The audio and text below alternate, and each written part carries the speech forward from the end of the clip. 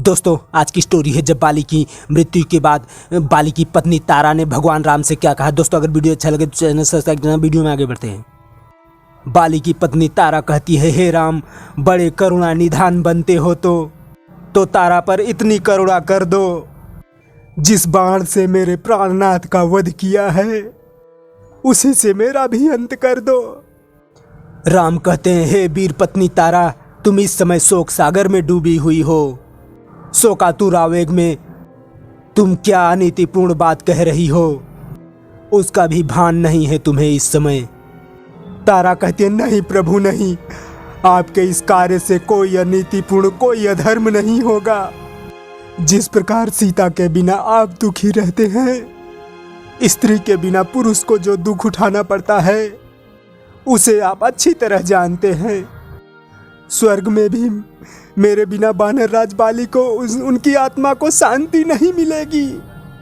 इस तत्व को समझकर, ये तथ्य समझकर मुझे भी अपने पति के पथ की अनुगामिनी बना दीजिए, जिससे मेरे पति को मेरे विरह का कष्ट ना भोगना पड़े। इससे आपको अपयश नहीं परोपकार का पुण्य प्राप्त होगा। प्रभु आप धर्मपरायण महात्मा हैं, स्त्री हत्या का पाप नहीं लेना चाहते, परंतु पति विहीन तारा इस समय मातृ स्त्री नहीं, बाली की आत्मा है वो। ऐसा मानकर मेरा वध कीजिए प्रभु, आपको पाप नहीं लगेगा। संसार में कन्यादान से दान दूसरा दान नहीं है। हे वीरवर, धर्म दृष्टि से मेरे पिता के रूप में मुझे मेरे प्रियतम बाली को अर्पण कर देंगे तो आपको कन्यादान का पुण्य प्राप्त होगा प्रभु। राम कहते हैं, देवी तारा, इस समय तुम बात धर्म और नीति की कर रही हो, परंतु परिणाम इसके विपरीत होगा, ये विचार नहीं कर रही हो। संपूर्ण जगत को विधाता ने रचा है और उसी ने सबको सुख दुख से संयुक्त किया है। तीनों लोकों के प्राणी विधाता के विधान का उल्लंघन नहीं कर सकते, क्योंकि जीवन मरण सुख दुख ये सब विधि के हाथ है। शूरवीर स्त्री की पत्नी को यह प्रलाप और संताप शोभा नहीं देता। तुम्हारा बाली कहीं गया नहीं।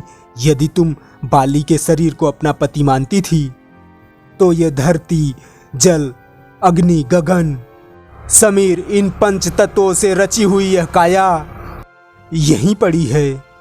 इसी से तुम प्रेम करती थी, इस काया को तुम अपना समझती थी। यह इस समय तुम्हारे सामने सुशक्त अवस्था में विद्यमान है। यदि इसके अंदर अदृश्य जीवात्मा को तुम अपना पति मानती हो तो वो अमर है, अविनाशी है। उसे सदा अपने साथ अनुभव करो, उसका शोक ना करो। तारा कहती है, ये ज्ञान देना बड़ा सहज है रघुनाथ, परंतु पति के विरह का दुख सहना बड़ा कठिन है। स्त्री का सारा जीवन केवल उसके पति के लिए है, इसलिए वो अर्धांगिनी कहलाती है। शेष अर्ध अंग से किस प्रकार के कर्म और कर्तव्य की आशा की जा सकती है। हनुमान कहते हैं, अंगद वत्साओ, अपने पिताश्री को अपने गोद में लो।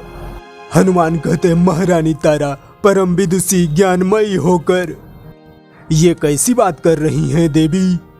इस सृष्टि का प्रत्येक जीव प्राणी मात्र स्वयं सिद्ध अपना आधार आप है, अपने में ही अपना अस्तित्व निहित है देवी। सृष्टि का विधान अमर है, न कोई आता है न कोई जाता है। महाराज बाली अपने प्रारब्ध के अनुसार अपनी आयु पूरी कर चुके हैं। इन्हें शांति से जाने दीजिए और वानर भालुओं की विशाल सेना की महारानी आप ही हैं।